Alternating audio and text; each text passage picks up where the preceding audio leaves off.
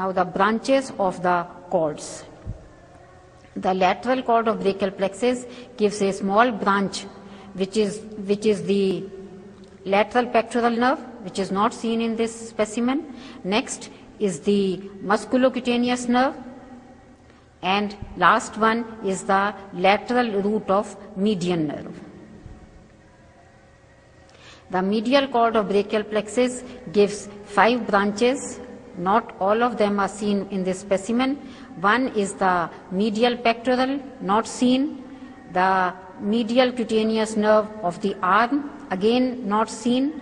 Here is the ulnar nerve. This ulnar nerve supplies lots of muscles in the hand and forearm.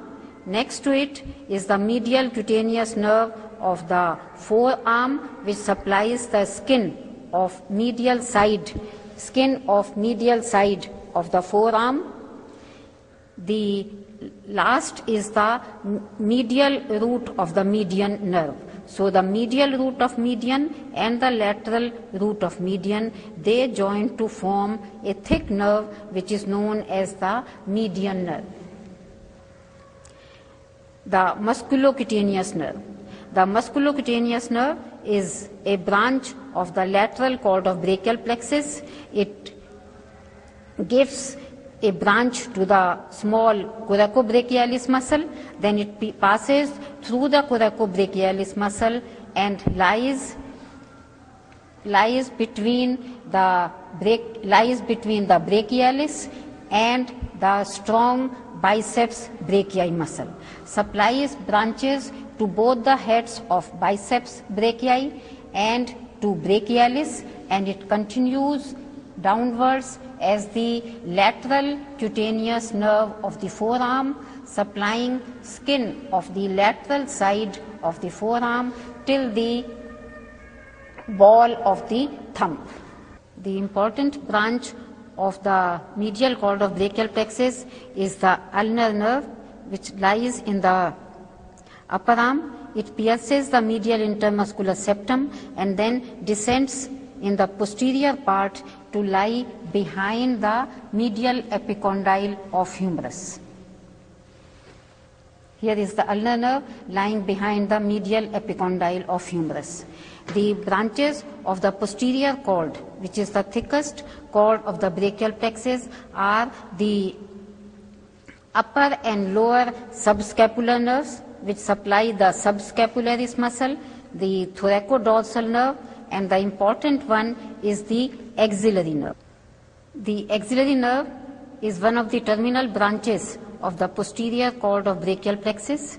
It passes through a small space which is known as the quadrangular space, passes in relation to the surgical neck of humerus, and it ends by supplying the big triangular deltoid muscle.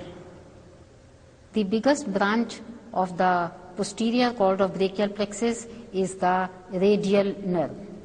It has a small course in the axilla where it gives branch to the long head of triceps brachii muscle.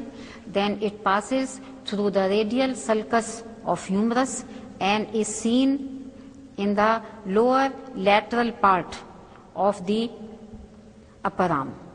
It keeps giving branches to the lateral head, medial head, and anconeus muscles, and in the lower lateral part it gives again muscular branches. In the lower part, radial nerve lies in the lower and lateral part of the upper arm. It passes in front and enters the cubital fossa, where it ends by dividing into a superficial branch and a deep branch.